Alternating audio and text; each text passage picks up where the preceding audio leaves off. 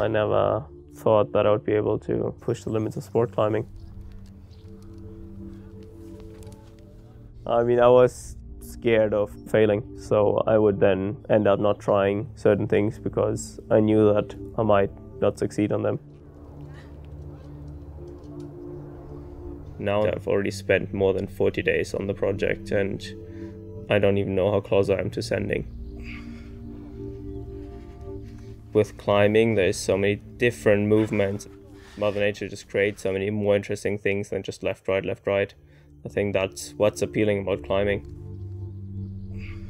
The challenge to only use the natural features of the rock to get up, which makes rock climbing infinitely hard.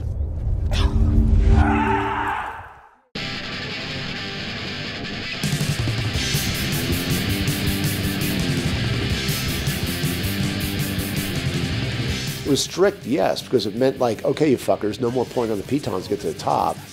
Now you suddenly have a whole new game. In Germany, they had another school of thought, which turned out to be revolutionary. It was absolutely counterculture. The Rotpunkt changed everything. The complete history of climbing changed with this red dot.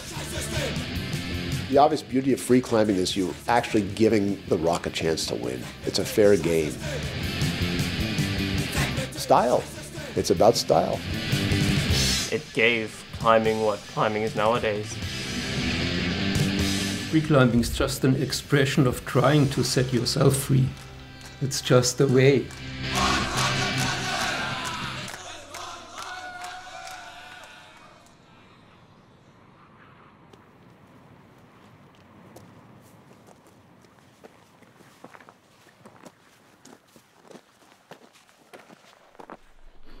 Okay, it is a bit bigger than I thought.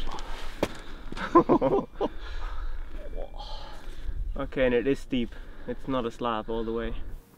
Jumbolov, the first sen was made by Chris Sharma in 2008, climbing it in one giant 80-meter pitch and making it the first 9B, the first 15B worldwide. Two, I think the route is flashable. I think every route is flashable if you're strong enough. Comes down to linking all the sections. Well, there's no trickery to it. He wants to flash that route? Fast. Flash. Whatever. Can't be that hard, or the sections can't be that hard. Got a 50-50 chance of climbing it in one day. I just give slack today. Just give rope. Rope, rope, rope, rope, rope, anchor, bam. That's it. Starts here and up there. In between is just climbing.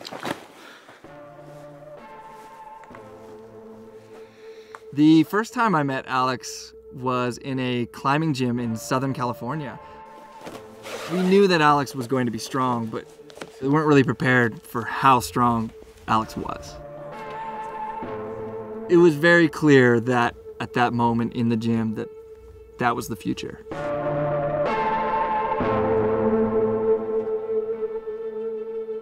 The route starts off with easy 512D climbing.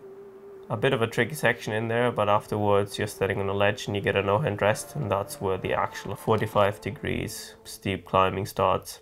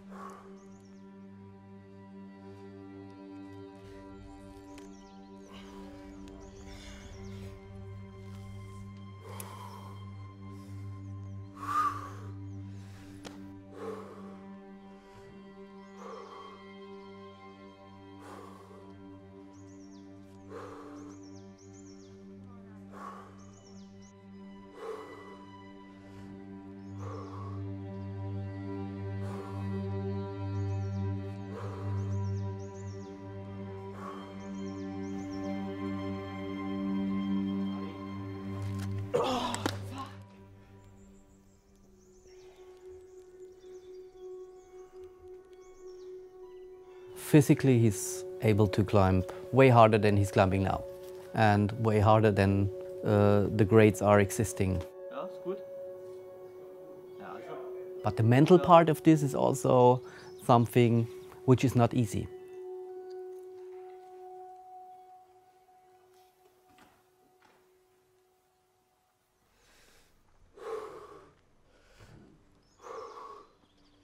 The actual crux is it's a big move to a right-hand pinch, and from that position it's really hard to get a left foot drop knee from which you take a cut loose and take a big swing. From there the endurance part of the route starts. 20 feet before the lip there is an undercling pocket to a crimp, which was for me the Rotpunkt crux. Got a bit shot down, definitely on my first day. On the second day went a little bit better, but just marginally better, I would say. Like I did it in multiple parts and I linked some sections, but it was still far off anywhere near sending. Yeah, the hands is a little worse. I don't know, it just gets all the edges of the fingers. That's why I taped up this one before, because there was one pocket that was really cutting into it and I didn't want to open it up. I think he's a bit nervous and not really confident. On one hand, he's a machine.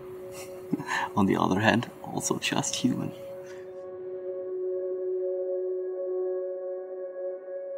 I know I am able to climb it. And in my head, if I want to be the best rock climber in the world, I should have already climbed it in my eyes. If I would leave without climbing it, it would just mean I've not got what it takes to be the best. There's that personality trait where he's hard on himself. You don't just go climbing for fun every day. You're working towards something that is sort of this vision beyond what most people probably are able to conceive. And I mean, he was training for routes he wanted to do years later. When there is chalk on a hole and someone hold it before, and when you're not able to hold it, to accept this, I'm not the best. Someone climbed before and I am not able.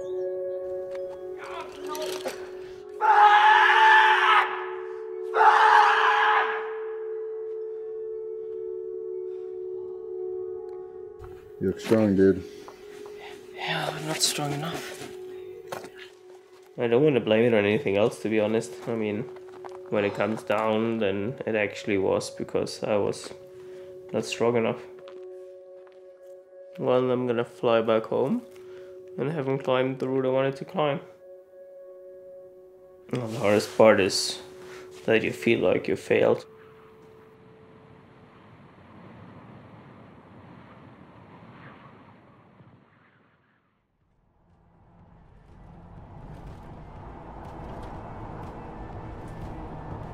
I feel like I'm probably traveling about 8 months a year.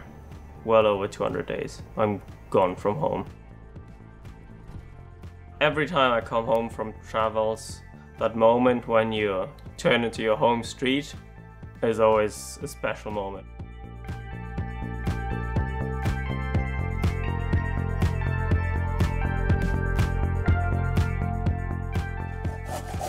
Just have my routine back that I was used to from some years ago, and I think that's important. This is performance enhancing drugs.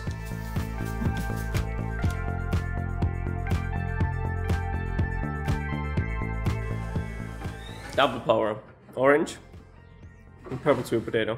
I like sweet potatoes. Well, rewind. Orange and purple carrots.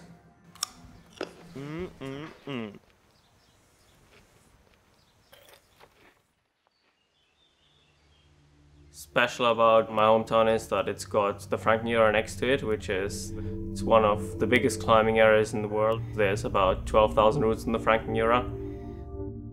Since most crags are not very high, the routes are normally not very long, so that means to make it hard, obviously the moves have to be hard. The rock is limestone, gnarly moves, really hard climbing, small holes and weird holes that you don't really know how to grab first of all, and where it makes a massive difference where you place your index finger, where you place your thumb. Wolfgang Güllich and Kurt Albert back in the day made the Frankenjäger famous.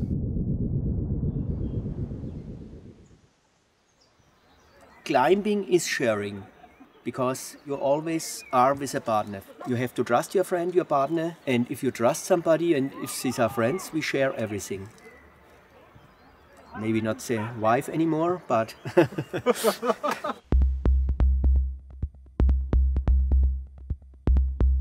I met Kurt first time in '73. It was outside climbing in Frankenjäger. You are Kurt Albert and I'm Norbert Sandner, and so we climbed together. And a couple of weeks later, he moved to my house. And from this on, we became the best friends.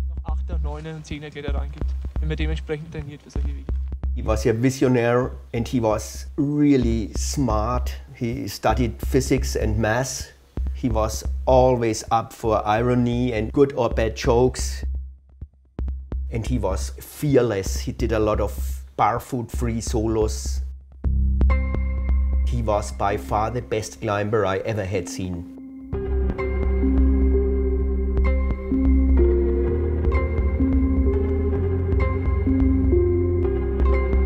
And then when he started with his red points, everybody was laughing about him and said, "Hey Kurt, a red point."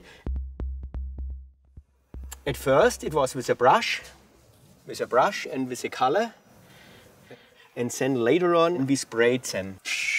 Red point, done.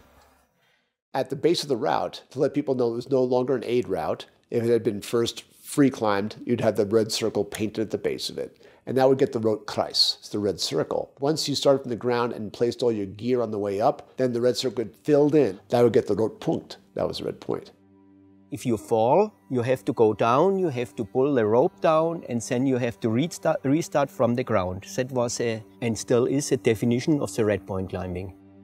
The idea of the red point came, well, from a coffee pot. In the house that they all shared in Oberschallenbach, they had this one coffee pot. And in order to get the spout to pour, you'd line up this red dot with the spout, and it would open up and pour coffee. And that's where the actual red dot thing came from.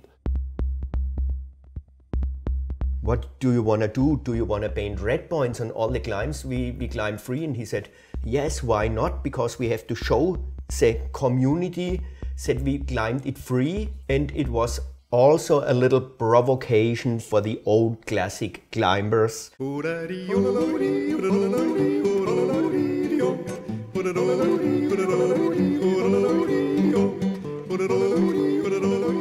Of course, the idea of Rotpunkt, it has to do something also with a protest against the old structures of alpinism. We wear this kind of knickerbockers and we go out on a Sunday afternoon, maybe we climb a little bit, and we sit in a restaurant and have singing songs at these times together. Und stimmen noch in Tode dann in einen Jodler rein. Oh, lo, lo, lo-idi, oh, lo-idi, oh, lo-idi, oh. Everybody will think we are drunk already. Huh? There are still old traditionalists in Europe thinking of those cliffs as being preparation for the big mountains. So it really was just practice climbing, and meant if that was free climbing, it was free climbing. As I was pulling on gears, stepping in stirrups. It just didn't matter. There was no free climbing in Germany. It was all aid climbing. It was strict, yes, because it meant like, okay, you fuckers, no more pulling on the pitons to get to the top. You know, it doesn't count anymore. No, I'm not pulling on anything to get up this, just the rock's features. So the evolution of climbing really just went from just getting to the top of something to how do you get to the top of something. Wenn ich nach Hause komme, sitzt ein alter Typ. Der meint, er wär mein Vater und ich glaube auch, dass er's ist. It was like a revolution here. It was absolutely counterculture at this time because it was 100% different.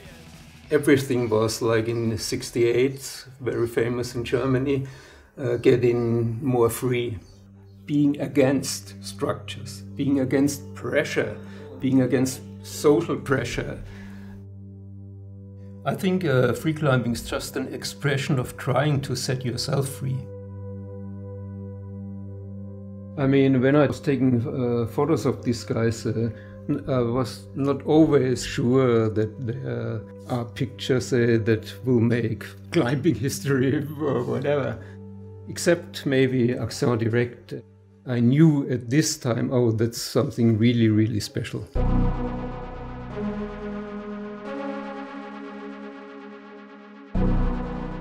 Kurt and myself, we met Wolfgang at a climbing festival and we saw he's a really young, talented climber. And 3 years later, he rented a room in the house. And it started to become really well known as a climber house where every climber can stay. And that was when the name Hotel Frankenjura started. It was always a very open house and always full of climbers. And then it was very communal. So there was Kurt, Wolfgang, Norbert, and Ingrid, Kurt's girlfriend. There were the 4 people living there at first, when I first went to the house. Bedeutet neben höchster physischer Beanspruchung auch bei 100%iger Sicherung extreme psychische Belastung. You know, Wolfgang was a leading force in German climbing. You know, he was well known in Europe by early 80s.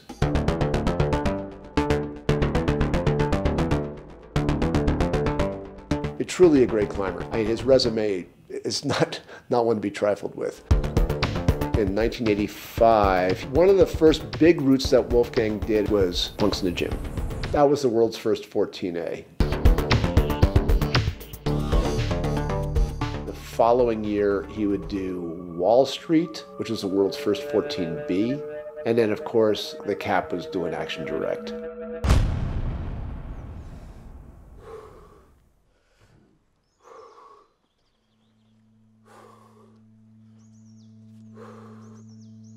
All the things in your life influences your climbing. One of the very best out of place. When you only see the climbing, you see not the whole person. Ja, weiß nicht, München war halt komisch. With Alex, it's not that we have to show him how to do some pull-ups. He knows after all these years how to train. Und Explosivkrafttraining, hast du da noch mal was gemacht? One of the biggest points is that we talk a lot. He can call us day and night. One of us, Patrick or me, we are always there for him to handle with the situation, to be a professional climber. And being a professional climber is not easy. When you see in the magazines or in internet, you just see them succeeding, you think, oh, 9A, 9A plus, 9B, 9B plus. But the approach to this and the times in between, all the falls and all the pain and all the suffering, this is a daily struggle. You get up. How do I feel today? Can I train hard? Maybe today I'm not the strongest. What's going on? Yeah, I have to climb hard, because it's my job. My job is to climb hard. Yesterday, we filmed Wall Street. I think he climbed it a few times, months before. Okay, it was very bad conditions, 28 degrees and humid. And when you're not climbing well, it means for Alex everything.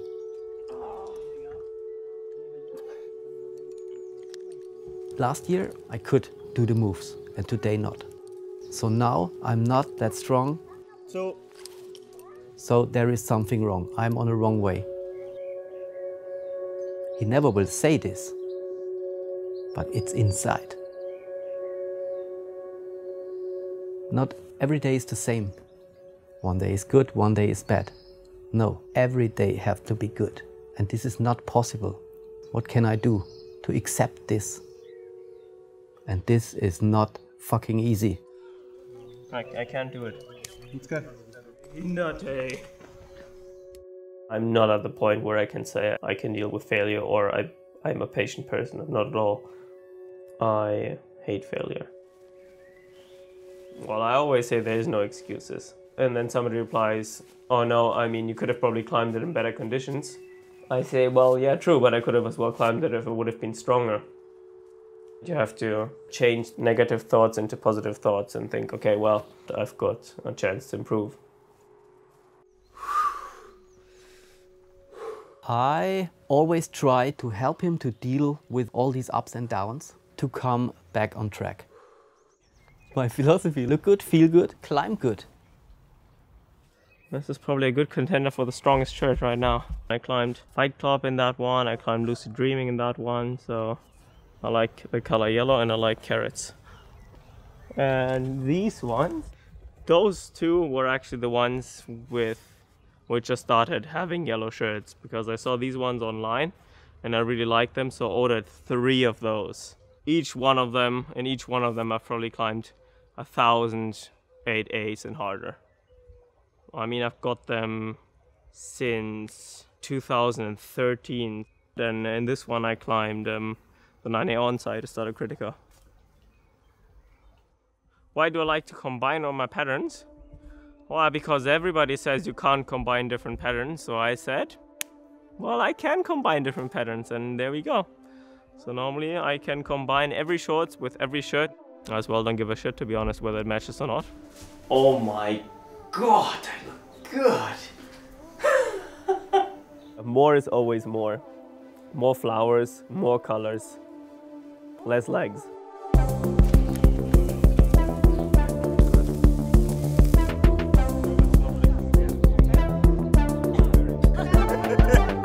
I always invited everybody over to the Frank Nero to come and climb with me. Like we have been before, he's really open. He invites a lot of guests from everywhere to share his climbs.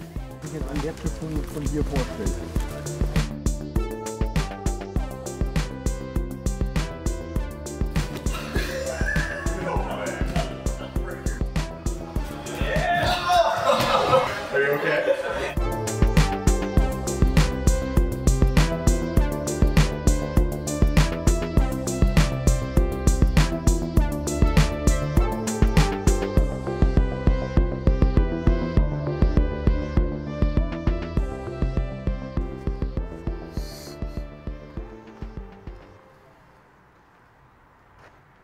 Totally normal.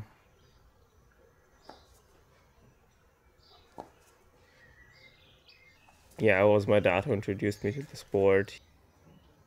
Did a course, climbing course with Wolfgang Gillich and Norbert Sander back in the day. Kind of infected the whole family with climbing and took us all out.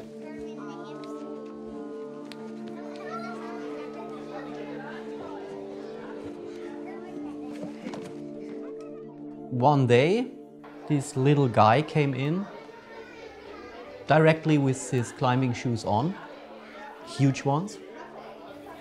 We said, come on, Alex, try this one. Yeah, okay, Dicky, try. It was not trying, he climbed it.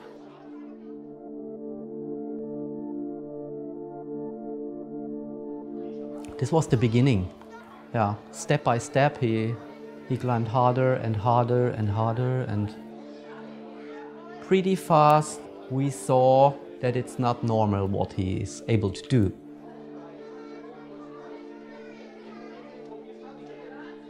Compared to the other kids, they were all good, and he was megos. Usually he climbed 10 or 12 days and then a half day off. This is the difference also between other climbers. After a hard climbing day or 2 hard climbing days, they need a rest. Alex, no rest.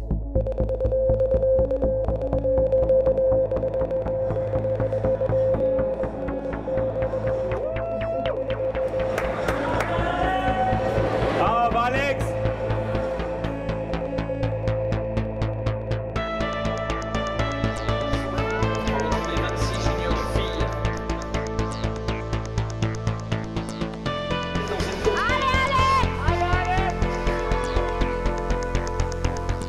From the day he began with national competitions, he won nearly everything.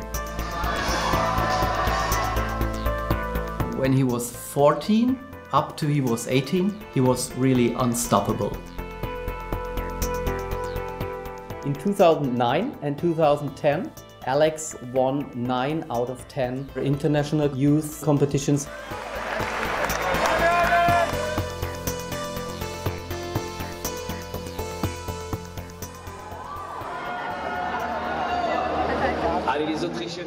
Alex expected from himself always 100%.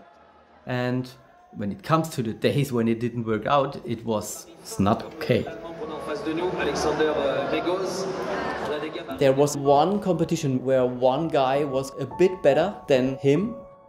It was the first time ever that someone could hold something where he couldn't hold on. He was mentally wrecked. Every day we talked on the phone and, Dicky, what should I do? Dicky, what happened? Dicky.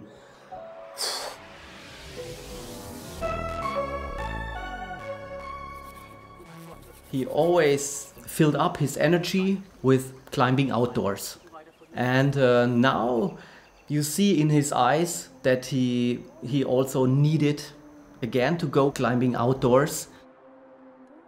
Cycling was a 10 out of 10, I would say. I mean, as a teenager, when I was 13, 14, 15, all I wanted to do is go out on rock every day. Straight away after school, I would ride my bike to the train station, take a train, and then we would go out climbing, and I would be back by 11 p.m.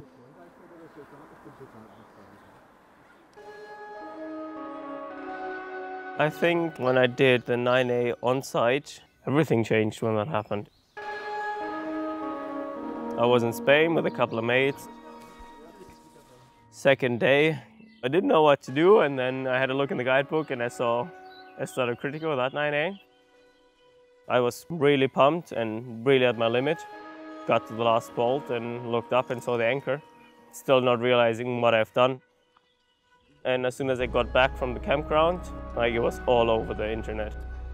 And then suddenly I found myself answering emails till 3 a.m. I think that was probably then the moment where I thought, okay, I could become a professional climber. You know, I remember hearing about him in the magazines, and then he went from being a pretty good climber to being possibly the world's best climber in the span of like a year. He was just breaking records left, right, and center in terms of how fast, how quickly he was repeating these cutting-edge routes.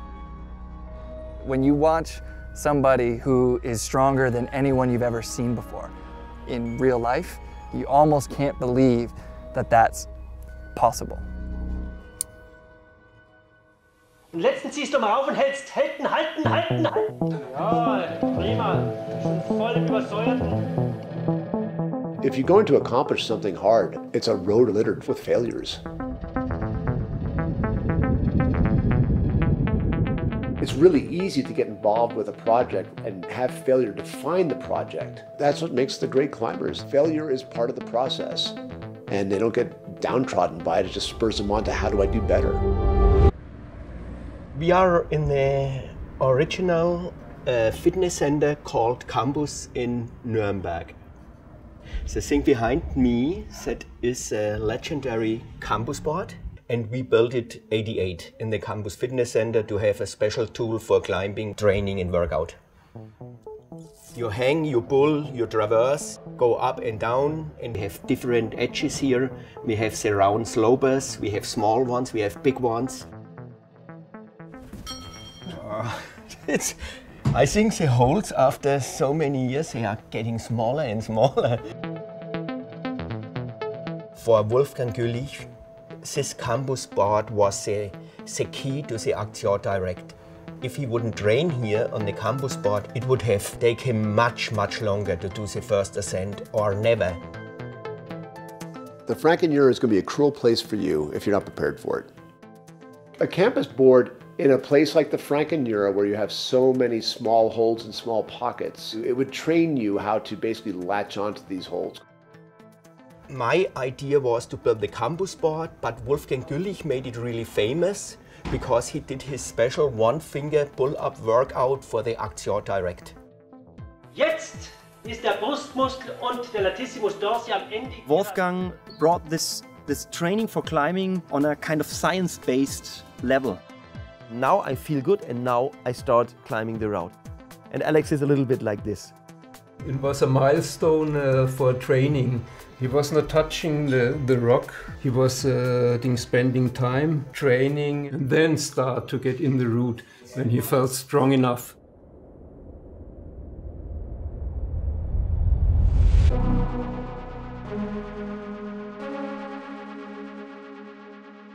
First of all, when he did it, nobody knew what it was. I can't remember what he even said about the grade. Just whether he was the one who first proposed 9A or whether, I can't even recall. And the last week I remember, I never saw him before, almost crazy. It was like feverish in his eyes. That really was a completely new grade, Action Direct. And it lasted for, it's still a legend. And was he first 9A? So since I've started climbing and since I've climbed my first 8A, I started writing down every route 8A and harder that I've ever done in my life. Each of these books has got approximately 700. And if I've got 3 full ones and 1 half full one, that makes 700, 1,400, 2,100 and 2,500 routes. Yeah, since I could climb, I never wished to climb a route more than this one. If you grow up here in the Franken-Jura as a kid, everybody tells you about Action Direct. I mean, I knew about Action Direct, you know, the moment when I started climbing. I said I waited a long time and I was standing underneath it many, many times. Then I climbed it and it was all within 2 hours. Even if it was not my most meaningful performance, for me it was the best and the most moving feeling to ever top out a route.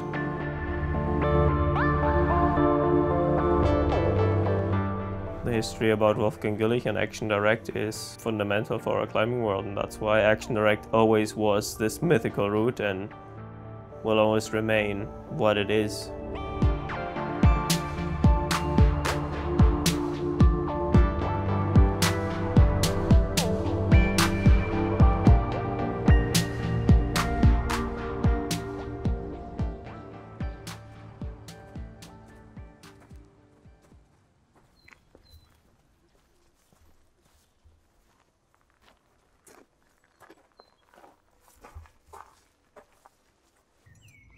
Some of the draws are 30 years old, so could be that they're hanging here since then.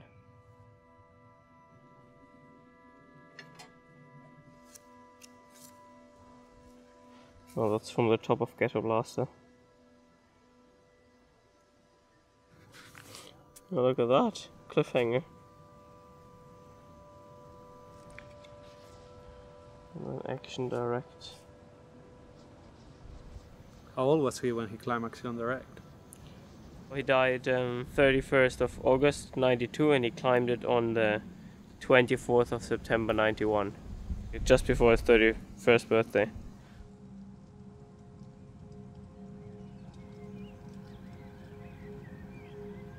My time in the Franken-Jura ended with Wolfgang's death. I had contacted Wolfgang. They said, hey, we're going to arrive at this time. I'll meet you up at the house and go climb. So we drove up to his house. The house was locked.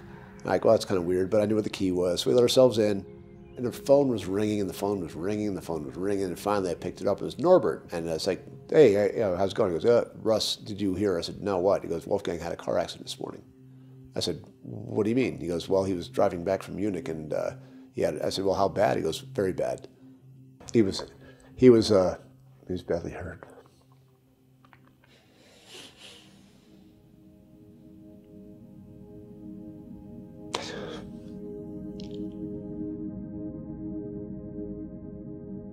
Wolfgang, well, he became the legend he is.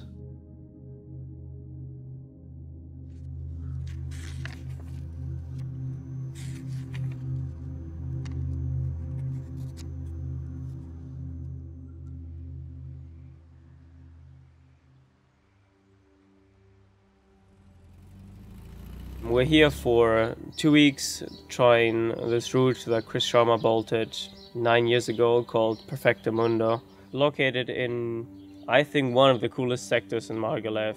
It's called Rocco de la Finestra. One of the main walls, that's this wall where Perfecto is on, is a 45 degrees steep wall, which is about 20 meters long. And the easiest route on that wall is 14C, so 8C plus. It's kind of all flat, steep rock on small holes. Since I climbed Lucid Dreaming 3 years ago, I've never really tried anything really hard.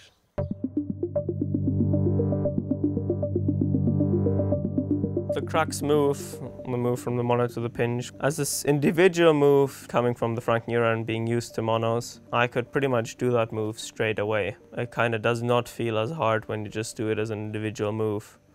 But then just climbing in a few moves before made you realize that move actually is hard and that will be very most likely the crux of the route, getting past that move.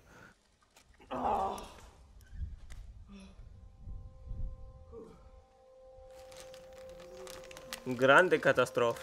I knew that Stefano wanted to come down as well to Margalef to try the route since he's been trying it a couple of weeks ago.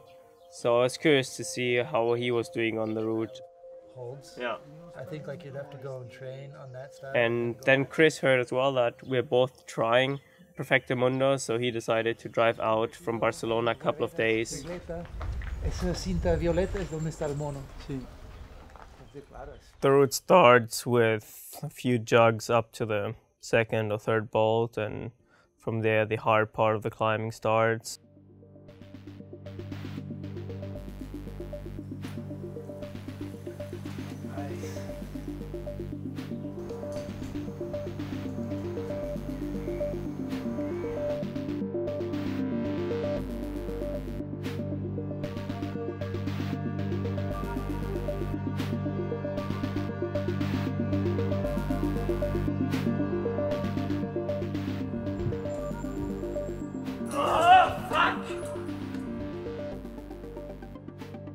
So after you do the move, after the pinch move, you still have to climb approximately 14B to the top.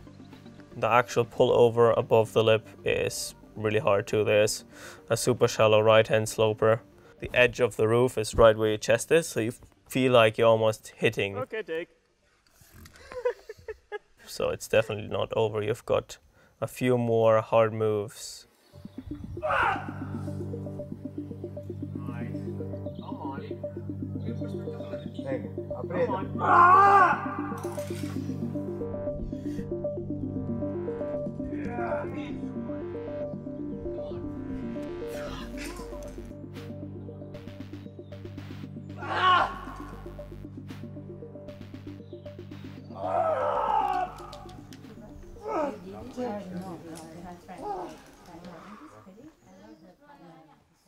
Then you start reworking each move. You're making sure that you've got the perfect beta, micro beta for each move, where all the fingers have to go, what you have to do to make it just a tiny bit easier. Okay, climbing, Stefano.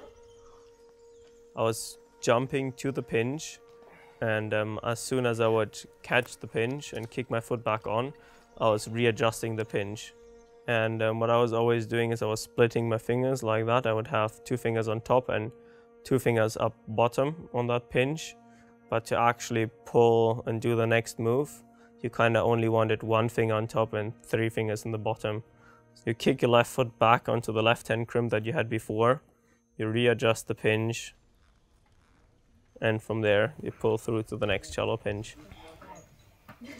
But I figured out more detailed beta for the top, Yeah. which is good. Which is very good. Which means I'm not gonna fall anymore, I think. It's good. Well, less. This happens.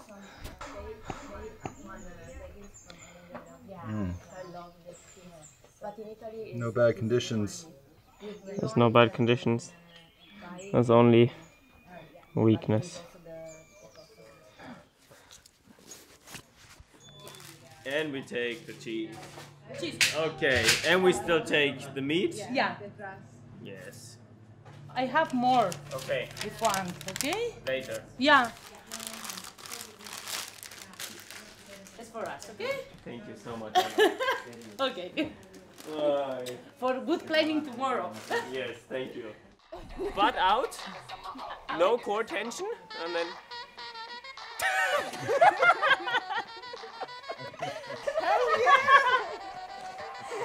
Got it! He's got it!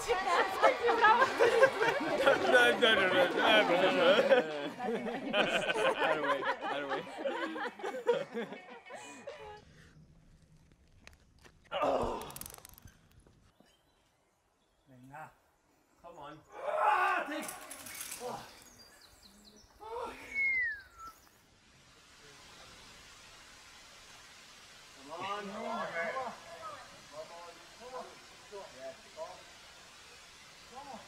You see, I've got my fingers fucked up on the hold and I can't fucking move. I can't move. Take. I had it well with 4 fingers, but I was not able to readjust the pinch, and I felt like I could stay there forever, but I was not able to move anymore. Feel free to use it.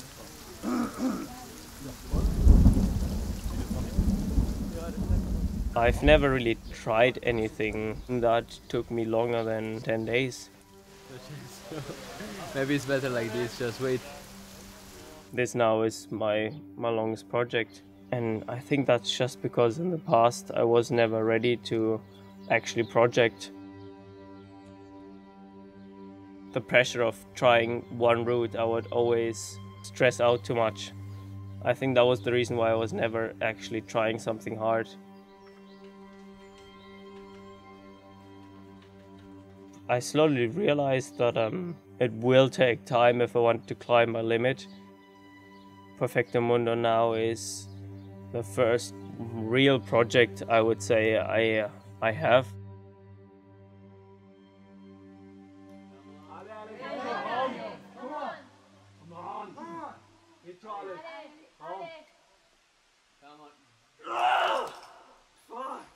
I think everybody gets impatient when they're trying hard routes for themselves or projects. I mean, I was actually planning to stay in Spain for 2 weeks. After those 2 weeks, I stayed 2 more weeks. From the moment when I knew that every next try could be the try, I was thinking 24/7 about the route. It felt like I was on the edge. I felt like I was not fun to hang out with anymore, just because I am just so much on the edge that I almost can't cope with people anymore. I kind of want to be for myself, and I think that's a hard time to be around.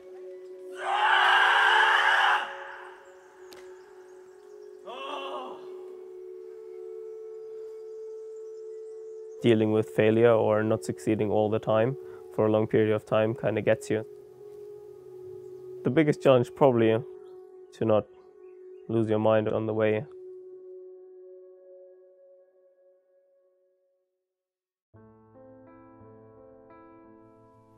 I recently learned to accept failure more than I did in the past, because I realized that climbing hard is probably more than 99% of the time failing, just to succeed one time.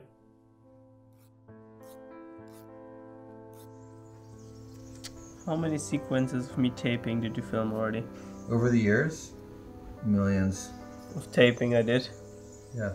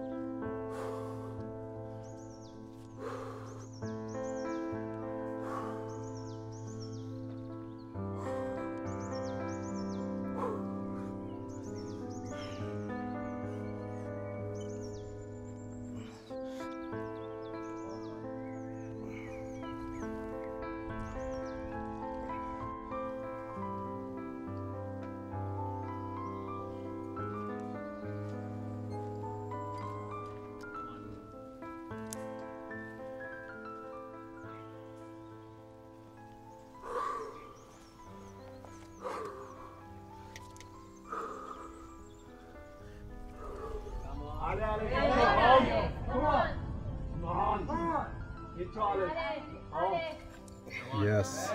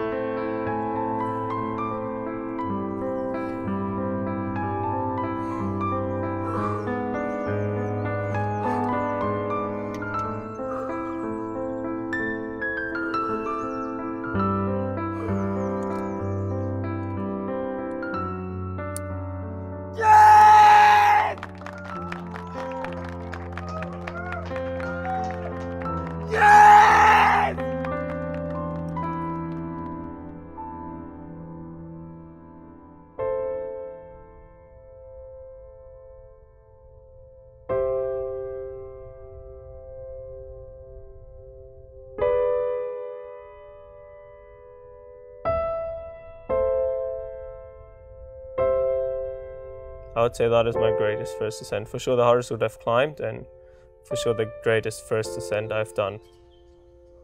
Nice. I mean, I knew obviously at the beginning that I was capable of climbing it, but knowing that you're capable of climbing it and actually climbing it are two totally different things.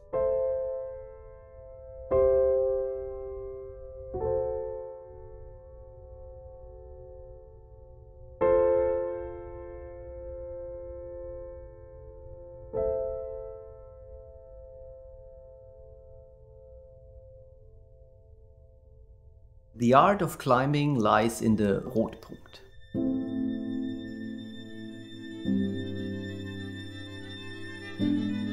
Alex embodies the philosophy that Wolfgang began. It's like an artist being creative, doing your thing, not what the others are doing. Being a creator, it's the most beautiful thing you can do in life, I think. I want to know what he's working toward. Is he going to be the first one to climb 16A? I don't think that Perfecto Mundo is at my limit. I'm trying to find the right way for me to get to the limits of human potential. The idea of a human overcoming an obstacle, something that is seemingly impossible, is inspiring. It inspires us to be better at whatever it is we do. We'd like to see something impossible and make it possible. Climbing is no different from anything else. I've already spent more than 40 days on the project, and I don't even know how close I am to sending. I'll never be satisfied. Which is alright.